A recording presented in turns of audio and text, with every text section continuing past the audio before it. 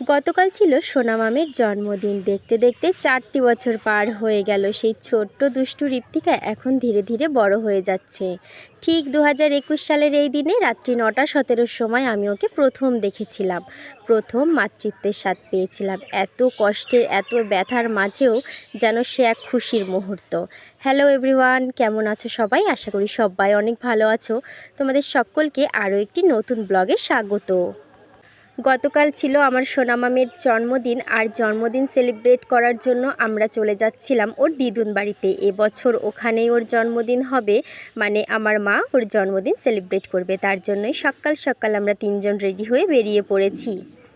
মাম তো ভীষণই খুশি হয়েছে, কারণ জন্মদিন হচ্ছে দিদুন বাড়িতে। সেখানে কত বন্ধুবান্ধব, মাসি মামা, অনেক মানুষ। তার জন্য সে খুশিতে আত্মহারা। যেতে যেতে মনে হলো এখান থেকে কেকটা একবারে নিয়েই যাই, কারণ বাড়িতে গিয়ে প্রচুর ব্যস্ত হয়ে যাব আর কেক নিতে আসা হবে না। তার জন্যই চলে গেলাম মিয়মরে। আর এতই সকাল সকালে গেছি, দেখি ওখানে কেক এসেছে, এখনও দোকানটা গোছাতেই পারেনি ওরা। তো আমাদের বলল একটুখানি তোমরা ওয়েট করো, আমরা এগুলো গুছিয়েই দিচ্ছি। তার জন্য এখানে আমরা একটু ওয়েট করছি, তার কারণ আমরাই ওদের ফার্স্ট কাস্টমার আজকে। তার জন্য এখানে দেখো আমরা দাঁড়িয়ে রয়েছি, কারণ একটু গুছিয়ে নেবে, তারপরে আমরা কেকগুলো দেখব। তারপর আরও একজন আসলো, তারপরে ওনাকে হেল্প করার পরে উনি বলল ঠিক আছে, কেকগুলো দেখে নাও তোমরা কোনটা নেবে।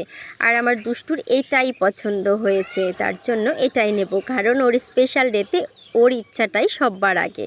তো এই কেকটাই আমাদের নেওয়া হয়েছে। আর ওখানে চলছিল মিয়মরে আজকে হচ্ছে অফার। যেমন প্রাইজের মধ্যে কেক নেবে তার উপর ভিত্তি করে একটা করে কুকিজ আছে। তো আমাদের এখানেও দিয়ে দিল, আর বললো একটা ছবিও তুলতে হবে।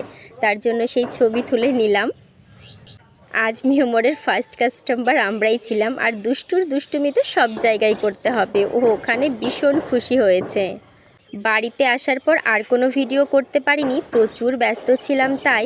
তো একবারেই রাত্রে দেখো ওর মাসি মামা সবাই মিলে এই ডেকোরেশনটা করেছে ছোট্ট করে, ঘরোয়া করে। যেহেতু জন্মদিনটা করছি তাই আর বেশি কিছু করা হয়নি।